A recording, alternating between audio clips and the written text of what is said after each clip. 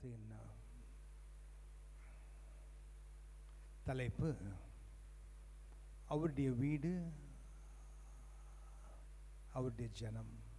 His house, his people. Hallelujah.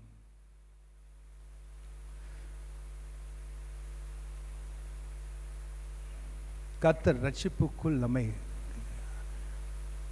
கொண்டு வந்த பிறகு ஏன் நம்மை சபைக்குள் நாட்டுகிறார்? அவருடைய வீடாக இருக்கும் சபைக்குள் நாட்டுவதற்கு காரணமே என்ன? கர்த்தராகிய தேவனுடைய பிள்ளைகள் நாம் பிள்ளைகள் ஒன்று கூடி ஒரே இடத்தில் ஆவியில் ஒருமனப்பட்டு அவரை துதிப்பதற்காகவும் ஆராதிப்பதற்காகவும் அவருடைய அன்பை பரிமாறுவதற்காகவும் அவருடைய வசனத்தை கேட்டு நம்முடைய ஆத்மா சுத்திகரிக்கப்படுவதற்காகவும் கர்த்தர் இந்த திட்டத்தை வைத்திருக்கிறார், சபை என்ற திட்டத்தை. இல்லை என்றால் ரட்சிப்புக்கு வந்த பிறகு எல்லாம் வீட்டுக்கு போயிருக்கலாம், அவங்கவுங்க கர்த்தரிடத்தில் ஜெபித்திருக்கலாம். ஆனால் சபை கூடுதலை விட்டு விடாதீர்கள் என்று கர்த்தர் அது ஒரு கட்டளையாக நமக்கு தந்ததற்கு காரணமே அந்த சபை கூடுதலில் ஒரு வல்லமை உண்டு, ஒரு அபிஷேகம் உண்டு. ஹல்லேலூயா. ஏன்? நாம் தனித்து நின்றால் விழுந்து விடுவோம், ஆனால் ஒன்றாக இணைந்து நின்றால் வெற்றி அடைவோம் என்ற வார்த்தையின்படி எவன் தனித்து நின்றாலும்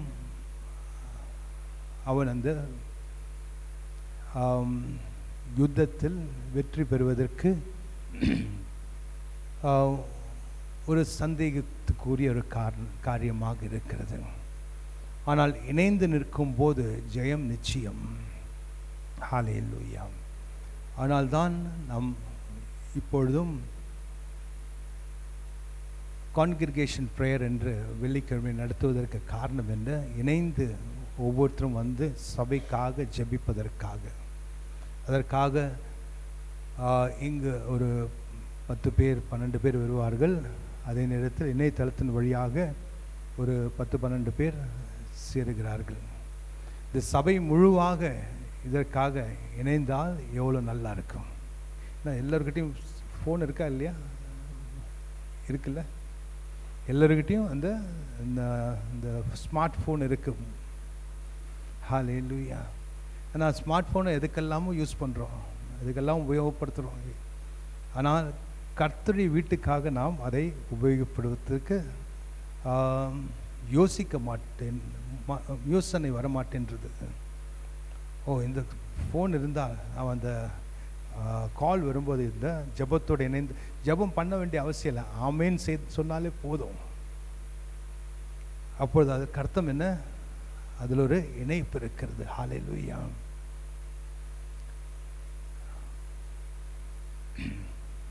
கர்த்தராகிய தேவன் அதை விரும்புகிறார். ஹல்லேலூயா. நாம் இந்த தேவ வீட்டிற்குள், அவருடைய நாமம் தரிக்கப்பட்ட வீட்டிற்குள், அவருடைய நாமம் தரிக்கப்பட்ட ஜனத்தை அவர் அழைத்து ஒன்று கூட வைக்கிறார். ஏன்? நாம் ஒரே தேவனை தொழுது கொள்ளுகிறோம், அவருடைய ஒரே ஆவியை பெற்றிருக்கிறோம், அவருடைய ஒரே ஞானஸ்தானத்தில் மூழ்கியிருக்கிறோம். ஹல்லேலூயா. அதனால் தான் நாம் சபை என்றால் கர்த்தராகிய இயேசுடைய சரீரம் என்று அறிந்திருக்கிறோம். நாம் ஒவ்வொருத்தரும் அந்த கர்த்தராகிய இயேசுடைய சரீரத்தின் ஒரு அவயமாக இருக்கிறோம். எந்த அவயமும் குறைப்பட்ட ஒரு அவயம் அல்ல, ஒவ்வொன்றுக்கும் ஒரு மகத்துவம் இருக்கிறது. நம் கண்களுக்கு ஒரு தனிப்பட்ட ஒரு வேலை இருக்கிறது, நம் கரங்களுக்கு ஒரு வேலை இருக்குது, காலுக்கு வேலை இருக்குது. ஒவ்வொரு அவயத்திற்கும் ஒரு தனிப்பட்ட விசேஷத்த ஒரு கிரியை இருக்கிறது. அதே வண்ணமாக தான் சபையில் இருக்கும் ஒவ்வொருத்தருக்கும் ஒரு விசேஷித்த கிரியை இருக்கிறது. அதே நேரத்தில்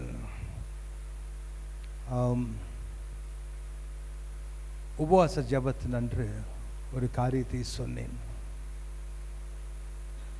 இயேசு இந்த பூமியில் நடந்து கொண்டிருக்கும் போது அவரை விசுவாசித்தவர்கள் அநேகர். ஆனால் அவரோடு இருந்தவர், சீஷர்களாக இருந்தவர்கள் 12 பேர். அவருக்கு க்ளோஸ் சர்க்கிள் என்று இருந்தவர்கள் 3 பேர். அப்படி என்றால் அதுக்கு அர்த்தம் என்ன? விசுவாசிகளாக இருந்தவர்கள் தேவைகளை பெற்றுக்கொள்வதற்காக இயேசுவை விசுவாசித்து வந்தார்கள். இயேசுவும் அதையெல்லாம் தந்தார்கள். அவர்கள் வேலையை முடிந்தவுடன் அவர்கள் பாட்டு போய்விட்டார்கள். ஆனால் சீஷர்கள் என்ன செய்தார்கள்? இயேசுவோடு எப்போதுமே இணைந்து இருந்தார்கள். அவரை தாங்கிக் கொண்டிருந்தார்கள். அதிலும் 3 பேர் விசேஷித்தவர்கள். பேதுரு, யோவான், யாக்கோபு.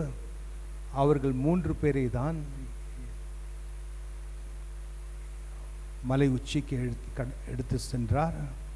அதே நேரத்தில் இந்த பெண் மரித்திருக்கும் போது அவரை திரும்ப உயிர்ப்பிக்க செய்யும் போது இந்த பெண்ணுடைய பெற்றோர்களை தவிர இந்த 3 பேர் தான் இயேசுவோடு இருந்தார்கள். மீதி இருப்பவர்கள் எல்லாம் வெளியே அனுப்பிட்டார். கெத்செமனியில் ஜெபிக்க போன போதும் இவர்கள் 3 பேர் இடத்தில் தான் ஜெபிக்க சொன்னார். ஹல்லேலூயா. இதில் எந்த வகையில் நாம் இருக்கிறோம் என்பதை நீங்கள் தான் முடிவு செய்ய வேண்டும். நான் விசுவாசியாக இருக்கிறோமா, இல்லை நான் சீஷராக மாற இருக்கிறேனா, இல்லை நான் அந்த 3 பேரில் இருக்கிற அந்த இன்னர் சர்க்கிளாக இருக்க போகிறேனா? அதை முடிவு செய்ய வேண்டியது ஒவ்வொரு விசுவாசியும். பாஸ்டர் முடிவு செய்வதில்லை. ஹல்லேலூயா. அதனால் கர்த்தருடைய வீடு என்பது ஒரு விசேஷித்த இடம். அந்த வீட்டிற்குள் நாம் எப்படி இருக்க வேண்டும் என்று அந்த வீட்டை பற்றி முதல் காண்போம். சங்கீதம் 87வது அதிகாரம் 2, 3 என்ற வசனங்களை வாசித்து தொடங்குவோம். சங்கீதம் 87வது அதிகாரம் வசனங்கள் 2 மற்றும் 3. கர்த்தர் யாக்கோப்பின் வாசஸ்தலங்கள் எல்லாவற்றை பார்க்கிலும் சியோனின் வாசல்களில் பிரியமாயிருக்கிறார். தேவனுடைய நகரமே, உன்னை குறித்து மகிமையான விசேஷங்கள் வசனிக்கப்படும். சேலா. நாம் எழுந்து நின்று இந்த தேவ வார்த்தையை கனப்படுத்துவோம். பிதாவே, இந்த தேவ வார்த்தையை எங்களுக்கு முன்பாக வைத்ததற்காக ஸ்தோத்திரிக்கிறோம் ஐயா. இதை உம்முடைய பிரசன்னத்திற்குள் கொண்டு வருகிறோம். இந்த தேவ வார்த்தையில் இருக்கும் ஆழங்களை, சத்தியத்தை ஆவியானவரை நீரே எங்களிடத்தில் போதியும். எங்களுடைய ஆவியை பலப்படுத்தி நாங்கள் இந்த பூமியில் ஆளுகை செய்யும் வாழ்க்கை வாழ்வதற்காக கிருபையும் ஊற்றும். எங்களுடைய இதயத்தை நாங்கள் திறந்து தருகிறோம். விசுவாசத்தோடும் ஆனந்தத்தோடும் உம்முடைய சத்திய வார்த்தையை பெற்றுக்கொள்ளுகிறோம். இயேசு நாமத்தில் பிதாவே. அமேன், அமேன், அமேன், அமேன். காருவோம். சங்கீதம் 87வது அதிகாரம் 2, 3 என்ற 2 வசனங்களை வாசித்தோம். கர்த்தர் யாக்கோபின் வாச ஸ்தலங்கள் சொல்லாவற்றை எல்லாவற்றையும் பார்க்கலும் சியோனின் வாசல்களின் பிரியமாய் இருக்கிறார். தேவனுடைய நகரமே, உன்னை குறித்து மகிமையான விஷயங்கள் வசனிக்கப்படும். ஹல்லேலூயா, ஹல்லேலூயா. நம்முடைய வீட்டை விட கர்த்தர் என்ன சொல்லுகிறார்? சியோனின் வாசத்தில் அவர் பிரியமாய் இருக்கிறார். ஹல்லேலூயா. யாக்கோபின் வாசல் என்று சொல்லும்போது விசுவாசிகளுடைய வீடு. ஹல்லேலூயா. நம்முடைய வீட்டை விட பார்க்கலும் சியோனின் வாசல் என்றால் சபையின் வாசலை பிரியமாய் இருக்கிறார். எதற்காக இதை கர்த்தர் சொல்லுகிறார்? நாமும் கர்த்தர் எந்த வண்ணமாக அந்த சபையை அவ்வளோ பிரியமாக இருக்கிறாரோ அந்த அன்பு நமக்கு அப்படி வீட்டின் மீது வர வேண்டும். ஹல்லேலூயா.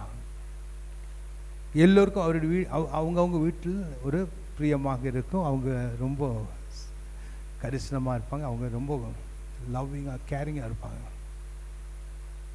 ஆனால் கர்த்தர் சொல்கிறார், எனக்கு சபை மீது தான் அதிகமான அன்பு, சபையின் வாசல் மீது. ஹல்லேலூயா. ஏன் அதை சொல்லுகிறார்?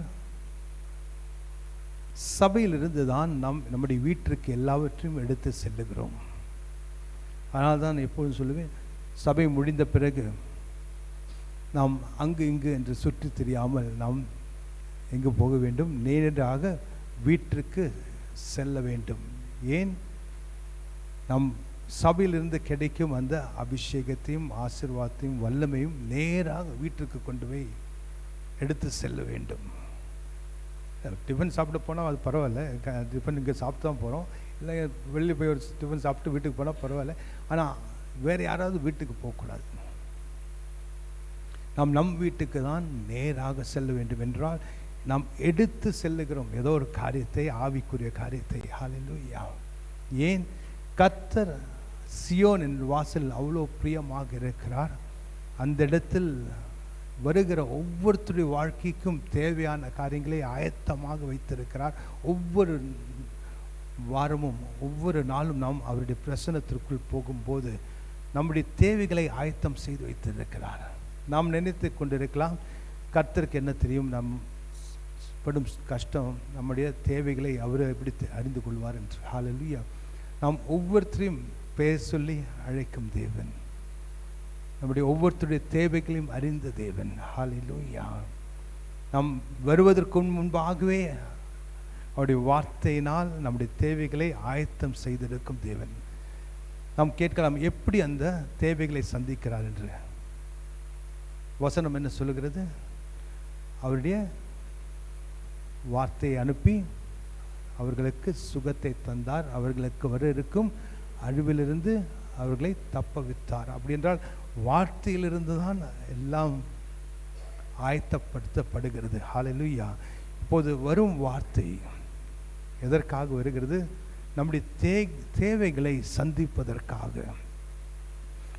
அதாவது இந்த வாரத்தில் என்னென்ன காரியங்கள் நமக்கு எதிராக எழும்ப இருக்கிறது என்று நமக்கு தெரியாது.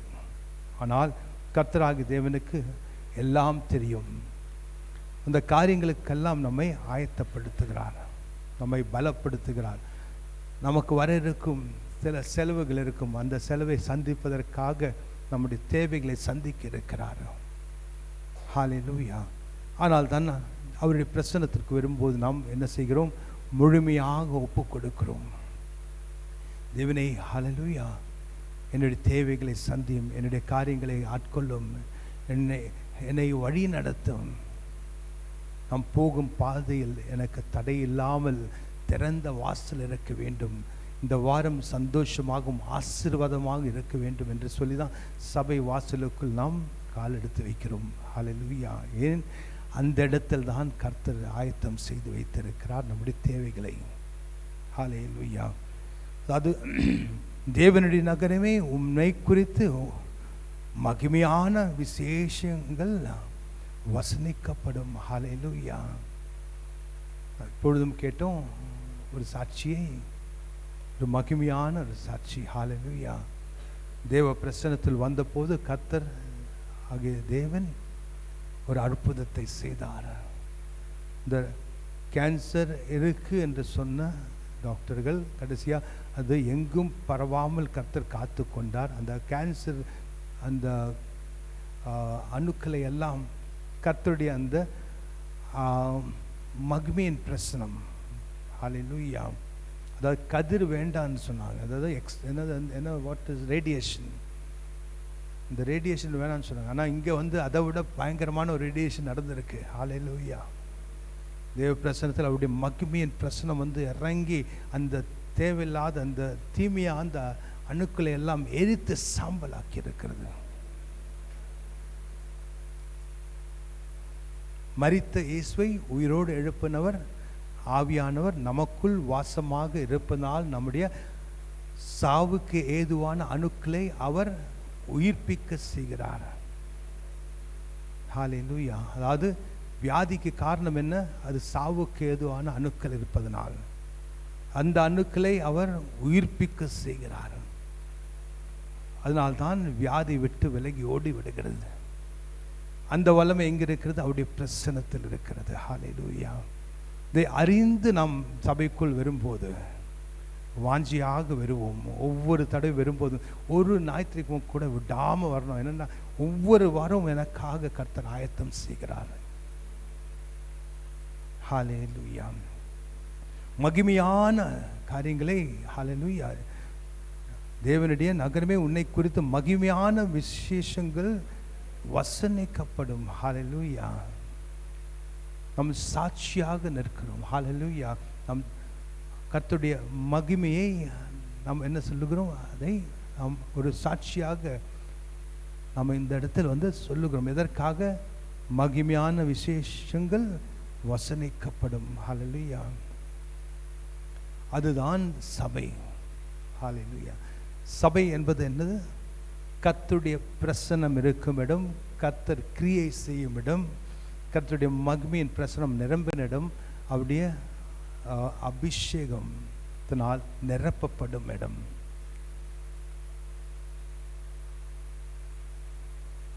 ஆத்மாவை கழுவும் இடம். ஹல்லேலூயா. எப்படி ஒரு காருக்கு பெட்ரோல் தேவை இருக்கோ அதே மாதிரி அது ஓடுவதற்கு அதே வண்ணமாக அபிஷேகம் நமக்குள் தேவை இருக்கிறது. நம்முடைய வாழ்க்கை என்ற இந்த வாகனம் ஓடுவதற்கு.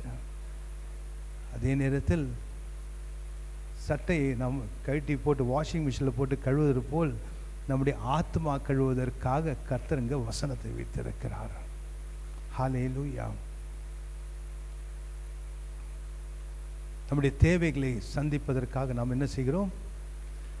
வேலைக்கு போகிறோம் இல்லையா? சம்பாதிப்பதற்காக. ஆனால் கர்த்தர் என்ன சொல்கிறார்? நீதிமான் விசுவாசத்தினால் பிழைப்பான். ஹல்லேலூயா. வார்த்தையிலிருந்து விசுவாசத்தை தருகிறார். நம்ம அந்த விசுவாசத்தில் நிற்கும் போது இல்லாதவைகளை இருக்கிற வண்ணமாக அழைக்கும் வல்லமே நமக்குள் தருகிறார். நீ விசுவாசித்தால் தேவ மகிமையை காண்பாய். மால் விசுவாசிக்க கூடுமானால் விசுவாசிக்கிறவனுக்கு எல்லாம் கூடும். ஒரு வல்லமை நமக்குள் இருக்கும். அந்த விசுவாச வார்த்தையின் விசுவாசிக்கும் போது அது ஒரு வல்லமை இருக்கிறது. காந்த சக்தி போல் அது நாம் இழுத்து கொள்ளலாம் நமக்காக. ஹல்லேலூயா. இயேசு ஒரு நிச்சயத்தோடு சொன்னார். இந்த டாக்ஸ் கட்ட வேண்டும் சொன்ன போது பேதுருக்கிட்ட அந்த அங்கே ஒரு மீன் இருக்கு, அந்த வாயிலிருந்து நமக்கு 2 பேருக்கும் 2 நாணயத்தை எடுத்துன்னு வான்னு சொல்லி அனுப்பினார். அவ்வளோ நிச்சயத்தோடு சொன்னார், விசுவாசத்தோடு. ஹல்லேலூயா. இல்லாதவைகளை இருக்கிறவனுமாக அழைக்கும் தேவன் நம் இயேசு. ஹல்லேலூயா. அந்த வல்லமை நமக்குள் தந்திருக்கிறார். ஹல்லேலூயா. நாம் இந்த பூமியில் நிறைவோடு இருப்பதற்காக தான் நம்மை அழைத்திருக்கிறார், குறைவோடு இருப்பதற்காக அல்ல. சவால்கள் வரலாம், பிரச்சனைகள் வரலாம், ஆனால் நமக்கு வெற்றி நிச்சயம். ஆமென். ஹல்லேலூயா. சிலுவையில் கர்த்தர் யாவற்றையும் செய்து முடித்தார், வெற்றியை எடுத்து தந்தார். அந்த வெற்றியை நாம் எப்படி பெற்றுக்கொள்வது? விசுவாசத்தினால். நாம் விசுவாசித்தால் தேவ கிருபை நமக்காக இறங்கும். தேவ கிருபை இறங்கும் போது நாம் எதை விசுவாசிக்கிறோமோ அந்த காரியங்கள் நமக்கு வாய்க்கும். நம்முடைய ரட்சிப்பு எப்படி வந்தது? நம்முடைய விசுவாசத்தினால், கிருபையினால் உனக்கு ரட்சிப்பு உண்டானது. ஹல்லேலூயா. அந்த விசுவாசம் வர வேண்டும் என்றால் சபையில் வார்த்தையை கேட்க வேண்டும். அந்த வார்த்தையை கேட்டு விசுவாசிக்கும் போது கிருபை நமக்காக இறங்கும். நம்முடைய தேவைகளை நாம் பெற்றுக்கொள்வோம். ஹல்லேலூயா. இரண்டாவதாக, தேவ வீட்டிற்குள் விடுதலை உண்டு. சங்கீதம் 43வது அதிகாரம் 2-3 என்ற வசனங்களை வாசித்து அறிந்து கொள்வோம். சங்கீதம் 43வது அதிகாரம் வசனங்கள் 2 மற்றும் 3. என் அரணானாகிய தேவன் நீர், ஏன் என்னை விடுகிறீர்? சத்துருவினால் ஒடுக்கப்பட்டு நான் ஏன் துக்கத்துடனே திரிய வேண்டும்? உமது வெளிச்சத்தையும் உமது சத்தியத்தையும் அனுப்பி அருளும். அவைகள் என்னை நடத்தி உமது பரிசுத்த பர்வதத்திற்கும் உமது வாசஸ்தலங்களுக்கும் என்னை கொண்டு போவதாக. சங்கீதக்காரர் சபையை பற்றி நன்றாக அறிந்திருக்கிறார். அதனால்தான் சபையை பற்றி இவ்வளோ ஆழமாக அவர் வெளிப்படுத்துகிறார். கர்த்தராகிய தேவன் அவருடைய அரணாக இருக்கிறார், அவருடைய பலமாக இருக்கிறார். அவர் சொல்கிறார், எதற்காக நான் சத்துருக்கு முன்பாக ஒடுக்கப்பட வேண்டும்? நான் ஏன் துக்கப்பட வேண்டும்? உமது வெளிச்சமும் உம்முடைய சத்தியமும் போதும் என்று சொல்லுகிறார். ஹல்லேலூயா. சபையில் என்ன வருகிறது? தேவவார்த்தையின் சத்தியம்.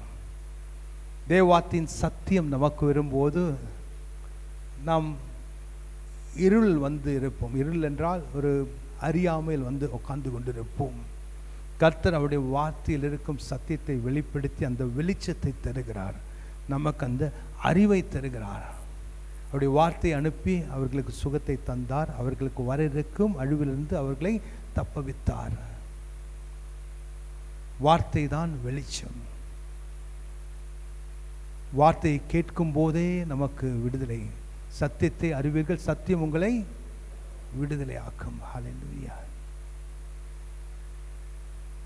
தேவ வார்த்தையில் இருக்கும் சத்தியத்திற்கு ஒரு வல்லமை உண்டு. அதை கேட்க கேட்க கேட்க நமக்கு விசுவாசம் உண்டாகும். ஹல்லேலூயா. அந்த விசுவாசம் என்ன செய்யும்? நமக்கு விடுதலையை தரும். நீதிமான் அறிவினால் தப்புகிறான். ஹல்லேலூயா. இந்த அறிவினால் தேவ வார்த்தையில் இருக்கும் சத்தியத்தின் அறிவினால். அறிவென்றால் என்ன? ஒரு பிரச்சனையை நாம் சொல்யூஷன், அதாவது நிறைவை காண வேண்டும் என்றால், தீர்வை காண வேண்டும் என்றால் அதற்கு என்ன வேண்டும்? அந்த பிரச்சனையை தீர்வு காண்பதற்கு ஒரு அறிவு வேண்டும். அதுதான் அறிவு, சொல்யூஷன். ஹல்லேலூயா. அந்த பிரச்சனையை எப்படி தீர்ப்பது என்று அறியாமல் இருந்தால் அப்பொழுதுதான் குழப்பம், பயம், சந்தேகம். கம்ப்யூட்டர் ஏதாவது பிரச்சனை இருந்தால் நம்ம என்ன கம்ப்யூட்டர் தெரிந்தவங்களை கூப்பிட்டு அதை ரிப்பேர் செய்ய சொல்லி நமக்கு அது குழப்பமாக இருக்கும். அவங்க வந்தோடனே என்ன இந்த ப்ராப்ளம், சரி பரவாயில்ல, டக்கு டக்கு டக்கு முடிச்சு 2 நிமிஷத்தை முடிச்சுட்டு போயிடுவாங்க. ஏன்? அவங்களுக்கு அதற்கு அறிவு இருக்கிறது. கர்த்தர் என்ன சொல்கிறார்? இந்த வாழ்க்கையில் இருக்கும் பிரச்சனைகளுக்கு தீர்வு காண வேண்டும் என்றால் என்னுடைய சத்திய வார்த்தையின் அறிவு நமக்கு தேவையாக இருக்கிறது. அதை தான் கர்த்தர் நமக்கு போதிக்கிறார். சபையில் வார்த்தையின் வழியாக அதை வெளிச்சமாக தருகிறார். இருளாக இருக்கும் இடத்திற்கு வெளிச்சம் இருக்கும்போது நாம் என்ன செய்ய மாட்டோம்? நாம் தடுக்கி விழ மாட்டோம். ஹல்லேலூயா. இந்த ஹால் அப்படியே லைட்லாம் ஆஃப் பண்ணி நீங்கள் பாருங்கள், இருட்டாக இருக்கும். எங்கள் சேர் இருக்குன்னு தெரியாது. நம்ம போனால் இந்த சேர் நடுவில் வந்து நம்ம அது மேலே விழுந்துடும். ஒரு லைட்டு, சின்ன லைட்டு போட்டால் போதும், நல்லா தெளிவாக இருக்கும். எப்படி போனால் எது போனால் நமக்கு நல்லா தெரியும். ஹல்லேலூயா. கர்த்தர் அதை தான் நம்முடைய ஆவியில் வெளிச்சத்தை தருகிறார். அவருடைய சத்திய வார்த்தையின் அறிவை நமக்குள் வெளிப்படுத்தும் போது ஆவியில் ஒரு வெளிச்சத்தை தருகிறார். ஹல்லேலூயா. நமக்கே தெரியாத அந்த ஆவியில் அந்த வெளிச்சம் வந்தோடனே ஒரு ஒரு ஒரு உறுதி இருக்கும். இதை எப்படி சாதிச்சிடலாம், கண்டிப்பாக அது வாய்க்கும். இது என்னை மேற்கொள்ள முடியாது, நான் அதை மேற்கொள்ளுவேன். ஹல்லேலூயா. உமது வெளிச்சத்தையும் உமது சத்தியத்தையும் அனுப்பி அருளும். அவைகள் என்னை நடத்தி உமது பரிசுத்த பர்வதத்திற்கு உமது வாசஸ்தலத்திற்கும் என்னை கொண்டு போவதாக. ஹல்லேலூயா. சத்திய வார்த்தை, வெளிச்சம். ஹல்லேலூயா. அவருடைய பரிசுத்த பர்வதம் அவருடைய வாசஸ்தலம். அவருடைய பரிசுத்த பர்வதத்தில் அந்த வாசஸ்தலத்திற்கு கர்த்தர் கொண்டு வந்திருக்கிறார். எதற்காக? அவருடைய சத்திய வார்த்தை தந்து வெளிச்சத்தை தருவதற்காக. ஹல்லேலூயா. மூன்றாவது, தேவனுடைய வீட்டில் உண்மை உள்ளவர்களாக இருப்பது. எபிரேயர் 6வது அதிகாரம் 11-12 என்று வசனங்களை வாசித்து அறிந்து கொள்வோம். எபிரேயர் 6வது அதிகாரம் வசனங்கள் 11 மற்றும் 12. நீங்கள் அசதியாயிராமல் வாக்கு தத்தமான ஆசீர்வாதங்களை விசுவாசத்தினாலும் நீடிய பொறுமையினாலும் சுதந்திரத்துக் கொள்கிறவர்களை பின்பற்றுகிறவர்களாயிருந்து உங்களுக்கு நம்பிக்கையின் பூரண நிச்சயம் உண்டாகும்படி நீங்கள் யாவரும் முடிவு பரியந்தம் அப்படியே ஜாக்கிரதையை காண்பிக்க வேண்டுமென்று ஆசையாயிருக்கிறோம். அதாவது வாக்கு தத்தங்களையும் ஆசீர்வாதங்களையும் விசுவாசத்தோடு நீடிய பொறுமையோடு நாம் அதை சுதந்திரிக்க வேண்டும். எப்படி? அசதியாக இல்லாமல். ஹல்லேலூயா. அசதி என்றால் அது ஒரு சோர்வு. இதை பின்பற்றி சுதந்திரித்துக் கொண்டவர்கள் எப்படி இருந்தார்கள்? உண்மை உள்ளவர்களாக இருந்தார்கள். எப்பொழுதும் நான் சொல்வதுண்டு, கர்த்தர் உண்மை உள்ளவர். ஹல்லேலூயா. உன்னை அழைத்தவர் உண்மை உள்ளவர். எதற்காக அழைத்தவர் அந்த காரியங்களையும் செய்து முடிப்பார். ஆனால் யாருக்கு செய்து முடிப்பார்? நமக்கு உண்மையாக, நாம் அவருடைய வீட்டிற்கு உண்மையாக இருந்தால், நம்முடைய உண்மைத்துவத்தை அவருக்கு வெளிப்படுத்தினால், அப்பொழுதுதான் அவர் நம்முடைய வாழ்க்கையில் உண்மைத்துவத்தை அவர் வெளிப்படுத்த முடியும். எதையும் நாம் செய்யும் போதுதான் திரும்ப அதனுடைய அந்த பலனை நாம் பெற்றுக்கொள்ளுகிறோம். மோசே கர்த்தராகிய தேவனுடைய வீட்டில் உண்மை உள்ளவராக இருந்தார். இயேசு பிதாவுடைய வீட்டில் உண்மை உள்ளவராக இருந்தார். பிறகு நாம் பார்க்கிறோம், யார் யார் விசுவாசத்தையும் ஆசீர்வாதத்தையும் சுதந்திரித்து கொண்டார்களோ அவர்களெல்லாம் தேவ வீட்டில் உண்மை உள்ளவர்களாக இருந்தார்கள். தாவீது தேவ வீட்டில் உண்மை உள்ளவராக இருந்தார். ஹல்லேலூயா. எப்பொழுதும் நாம் தேவ சந்ததியில் நான் வாசமாக இருக்க வேண்டும், நன்மையும் கிருபையும் என்னை தொடரும் என்று சொன்னவர் அவர்தான். ஹல்லேலூயா. அப்படி என்றால் அவருக்கு வெளிப்பாடு இருந்தது. நாம் எப்படி எவ்வளோக்கு எவ்வளோ தேவ வாசஸ்தலத்திற்கு நாம் உண்மை உள்ளவர்களாக இருக்கிறோமோ அவ்வளோக்கு அவ்வளோ கர்த்தர் நமக்கு உண்மை உள்ளவராக இருப்பார்.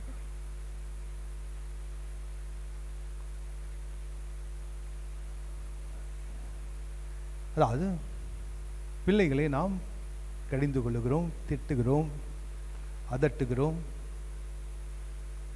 நாம் சொல்லுகிறோம், ரொம்ப முரட்டாட்டமாக இருக்கிறார்கள், கீழ்ப்படிய மாட்டார்கள் என்று சொல்லி அவர்களை தள்ளி விடுகிறோம். ஆனால் நம் கர்த்தராகிய தேவன் என்ன செய்கிறார்? எவ்வளவுதான் நாம் முரட்டாட்டத்தில் இருந்தாலும், கீழ்ப்படியாமல் இருந்தாலும், நாம் அவருடைய வார்த்தைக்கு செவி கொடுக்காமல் இருந்தாலும், அவர் திரும்ப திரும்ப நம்மிடத்தில் அவருடைய அன்பை வெளிப்படுத்தி கொண்டே இருக்கிறார். அதாவது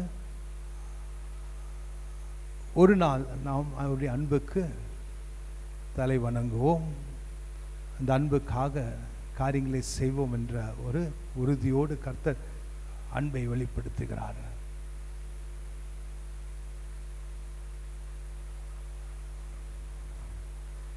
கீழ்ப்படிதல் வழியாக நாம் அவருக்கு என்ன வெளிப்படுத்துகிறோம்? நம்முடைய அன்பை. யோவான் 14வது அதிகாரம் 23வது வசனத்தில் கர்த்தர் என்ன சொல்கிறார்? நீங்கள் என்னுடைய கட்டளைக்கும் கற்பனைகளுக்கும் கீழ்ப்படிந்தால் நீங்கள் என்னை அன்பு செய்கிறீர்கள், நானும் பிதாவும் உங்களோடு வாசமாக இருப்போம். யோவான் 14வது அதிகாரம் 23வது வசனம். இயேசு அவனுக்கு பிரதியுத்தரமாக, ஒருவன் என்னில் அன்பாயிருந்தால் அவன் என் வசனத்தை கைக்கொள்வான், அவனில் என் பிதா அன்பாயிருப்பார், நாங்கள் அவனிடத்தில் வந்து அவனோடே வாசம் பண்ணுவோம். ஹல்லேலூயா. அதாவது வசனத்துக்கு கீழ்ப்படியாமல்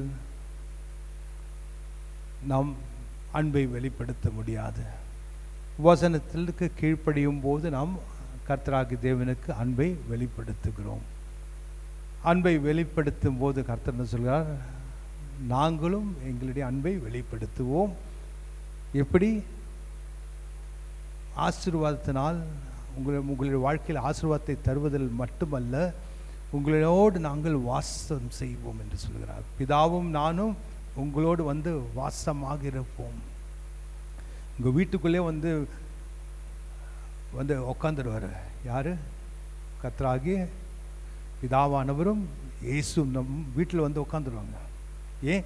அவருடைய வசனத்துக்கு அவ்வளோ செவி கொடுத்து அவ்வளோ கீழ்ப்படுகிறோம், அன்பை வெளிப்படுத்துகிறோம். ஹல்லேலூயா.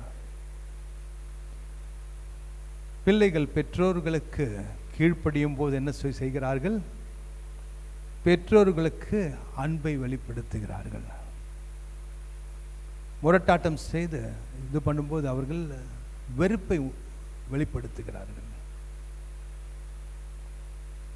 ஆனால் சொல்கிற பேச்சை கேட்டு அவருடைய பெற்றோர்களின் மனதை வேதனைப்படுத்தாமல் காத்து கொள்ளும் போது அவர்கள் உண்மையாகவே பெற்றோர்களுக்கு அன்பை வெளிப்படுத்துகிறார்கள்.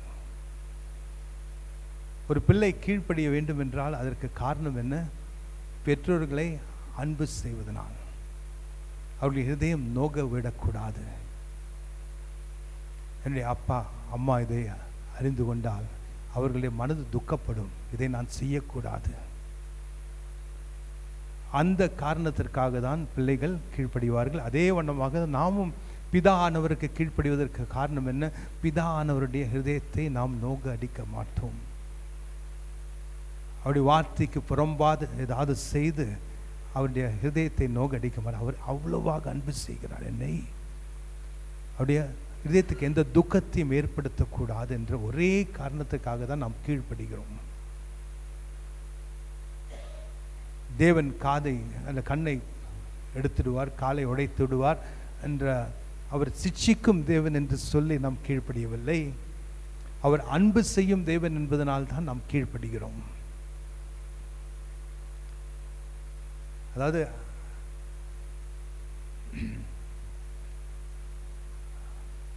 எவ்வளவுதான் அடித்தாலும் எவ்வளவுதான் இது பண்ணாலும் அது ஒரு நாள் அடைவில் அது போய்விடும்.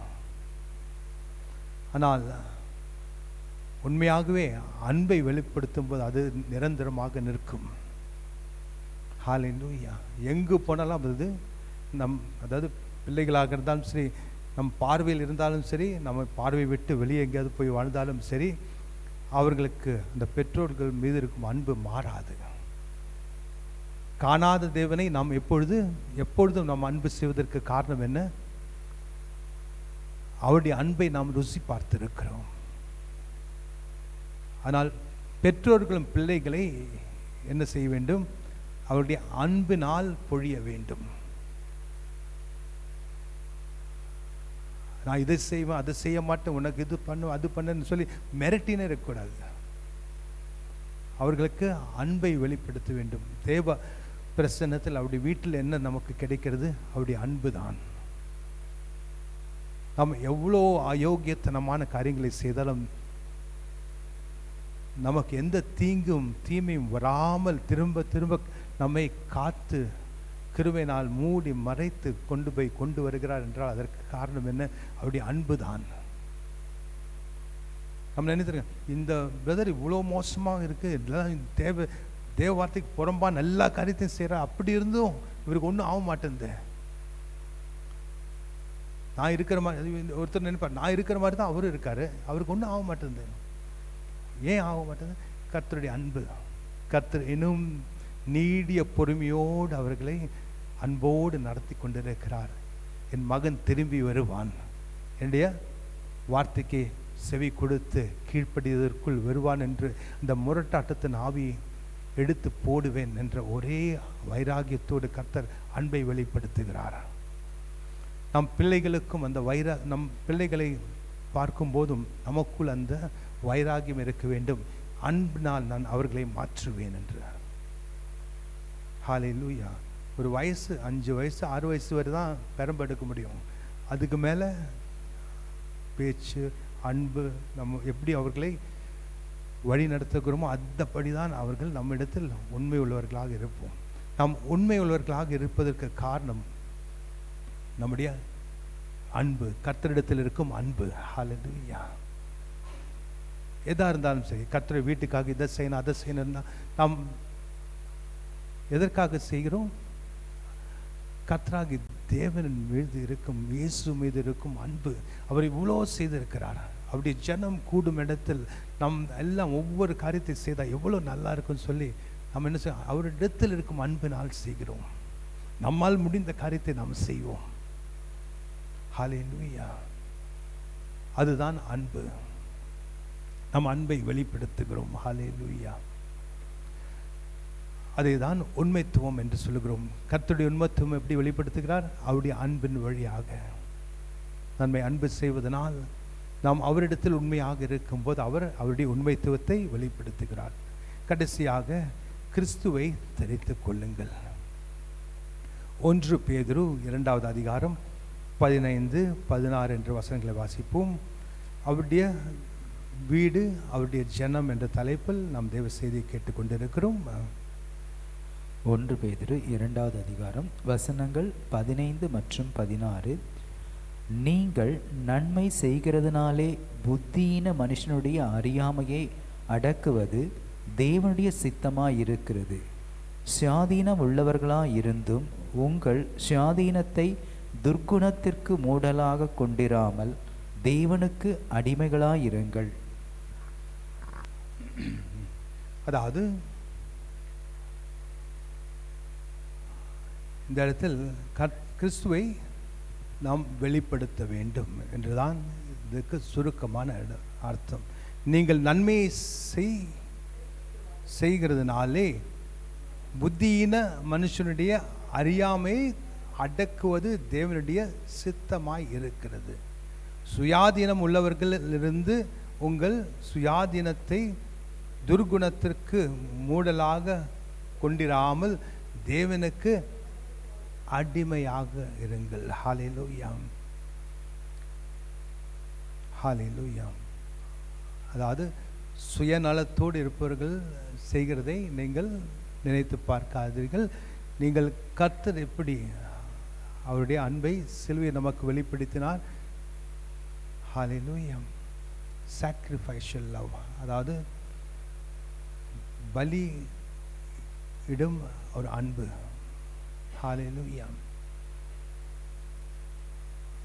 நீங்கள் என்னை விசுவாசித்தாலும் சரி, விசுவாசிக்கவில்லை என்றாலும் சரி, நான் சிலுவையில் உங்களுக்காக மரிக்கிறேன் என்று சொல்லி அவர் எதையும் எதிர்பார்க்காமல் சிலுவைக்கு போனார். அந்த நன்மையை செய்தார். இந்த பூமியில் இருக்கும் ஒவ்வொருத்தருக்காகவும் செய்தார். ஹல்லேலூயா. அதே வண்ணமாக நாமும் அவர்கள் நமக்காக செய்வார்களா இல்லை என்று பார்க்காமல் எல்லோருக்கும் நன்மை செய்வதே நம்முடைய ஒரே நோக்கமாக இருக்க வேண்டும் சபையோரிடத்தில். ஹல்லேலூயா. இவர்கள் இதை செய்தார்கள், இவர்களுக்கு இந்த வண்ணமாக செய்யணும்னு சொல்லி திரும்ப அந்த வஞ்சனையோட காரியங்களை செய்யாமல், சரி இப்போ நம் செய்கிற நன்மையை அவங்க பார்த்தாவது அவங்க திருந்துவாங்க என்று சொல்லி அதை தான் ஹல்லேலூயா கர்த்தருடைய சித்தமாக இருக்கிற, தேவ சித்தமாக இருக்கு. என்னது? ஹல்லேலூயா. நீங்கள் நன்மை செய்கிறதுனாலே புத்தியின மனுஷனுடைய அறியாமையை அடக்குவது தேவனுடைய சித்தமாக இருக்கிறது. ஹல்லேலூயா. அவன் எந்த தீமையை செய்தாலும் சரி, நீங்கள் அவர்களுக்கு செய்யும் நன்மையை ஹல்லேலூயா நீங்கள் செய்வதுதான் கர்த்தராகி தேவனுடைய சித்தமாக இருக்கிறது. ரோமர் 12வது அதிகாரம் 21வது வசனத்தை வாசிக்கும் போது, ரோமர் 12 அதிகாரம் 21வது வசனம், நீ தீமையினாலே வெல்லப்படாமல் தீமையை நன்மையினாலே வெல்லு. ஹல்லேலூயா. நீ தீமையினாலே வெல்லப்படாமல் தீமையை நன்மையினாலே வெல்லு. ஹல்லேலூயா.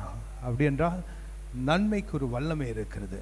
அந்த தீமையை வெல்கிற வல்லமை நன்மைக்கு இருக்கிறது. ஹல்லேலூயா.